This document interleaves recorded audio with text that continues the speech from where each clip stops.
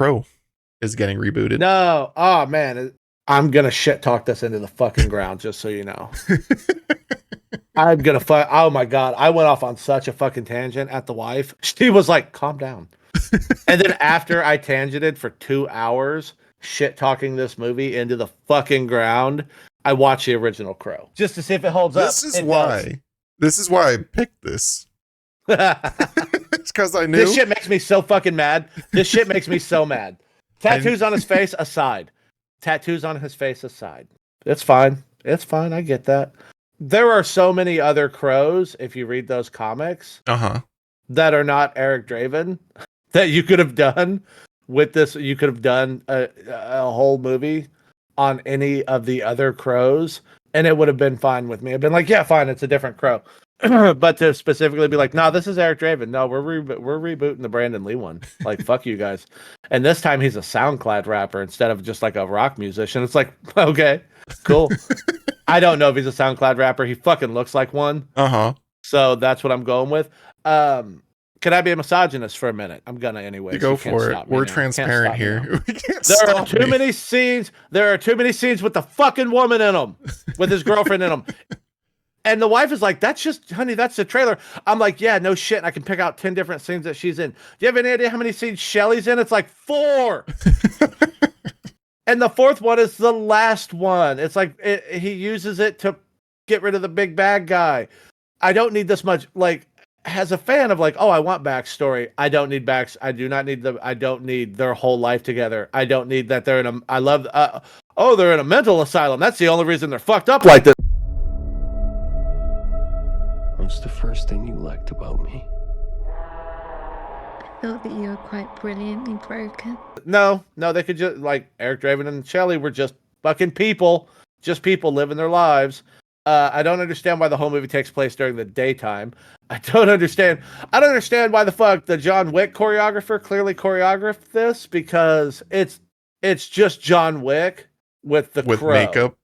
Yeah, with makeup. Like, this shit looks so fucking bad. And I normally am the guy to be like, yeah, man, reboots are great. Yeah, remake them, redo them. You know how many times I've heard him be like, this will be sweet. Yeah. Like, I think reboots have a place in cinema. I think retellings have a place in cinema. I feel like this version of The Crow has no fucking place anywhere on this. Like, this shit looks so fucking trash. It looks so bad. And it looks like we're going to spend the first 40 minutes of this movie with, who is clearly Eric Draven. I don't know the girl's name. I don't know if it's actually Shelley. The hope on this, by the way, is they're not releasing this yet. They've postponed release because the internet all collectively shit their pants. This shit's going to come back. This shit's going to come out and it's going to be cut 6 ways to Sunday. But I will tell you the original story. Just off the trailer alone, I will tell you the original, like, what this original story was going to be. And it's going to be troubled boy meets also crazy girl in the asylum. And they fall in love with each other and they escape the asylum and they're living on their own. And she's gotten a job and she somehow witnesses her boss being incredibly fucking shady, like killing people. And that's how she dies and he dies with her. And it's like, oh, sorry, it's just business, which is a line in there. It was just business, kid. However, it's taken very personally in the original Crow. And we're going to spend this whole time with both of them so we feel it more when she's murdered. We felt it fine in the original. She dies in the first 22 seconds of that film. That film opens with her dead, I think. No, it doesn't. I don't know. And the character, the city that The Crow takes place in is also a character in that first film, right? Like it's Detroit or somewhere, and it's always raining there, and Devil's Night is a thing that exists, and the cops can't do anything about it, and all these criminals go out and they commit crime, and they set fires and do this stuff, and it's a stemming tide. Like, the police have already been washed over by the crime, which is why The Crow is necessary. From the trailer alone, in this bright, sunny world that this Crow inhabits, that's not what's going on here. This isn't a gang that did this. This is just one dude who's like a real estate guy or whatever, right? Some businessman. It's taking all of the charm out of The Crow. Yeah. They're like, how real can we make this? And it's like, well, there went all its charm. You took all of its charm. I was gonna So- say, like, I've only seen clips of it when my dad was watching it when I was younger. Mm-hmm. And as soon as you said the whole movie took place during the day, I was like, that's what I remember most about just the clips I saw was everything was gloomy and night. Yeah. Yeah, it's a dark brooding movie about a dark brooding subject with a dark brooding main character set to a dark brooding soundtrack. And look up that fucking soundtrack because it is absolutely top tier. I'll have to. Like I said, I've only seen clips. I've never actually watched it. I think it's on Amazon Prime. I can't remember where I watched it. This was like 3 weeks ago. Like I went on a tangent. My wife was getting mad at me.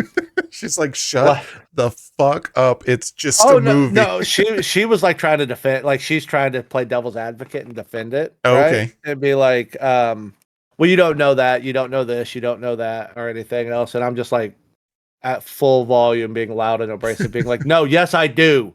Yes, I do. Because I've consumed fucking pop culture my entire life. I consume film, book, and music and YouTube and like video ad nauseum to the detriment of myself and those around me. I consume this shit. So I'm pretty good at seeing where things are going based off of just a trailer, right? Like, and I was just like, this is going to be garbage. Like everything else aside, she's like, yeah, but it's got that Skarsgård kid in it. He's a really good actor. I'm like, yeah, he's a good actor and he's wasted in this film. Yeah, I mean that was Joker in Suicide Squad. What's his name? Jared Leto. Jared Leto. He's a good actor. Shit role. He is a great actor. He is like, he's a cult leader, but he's also fantastic in film. Like if you watch film with him in it, it's great. It's great. Yeah. He makes great movies. And like he is wasted in the Suicide Squad. And that was a bummer, man. I had real high hopes for him, even with the fucking face tattoo. Oh yeah, like I don't honestly, I don't care what Joker ends up looking like or what what Crow looks like, but the story around him. It's a story that's going to carry it, not what they look like. People will bitch no matter what. Yeah, but like, which as long as the movie's good, it's fine.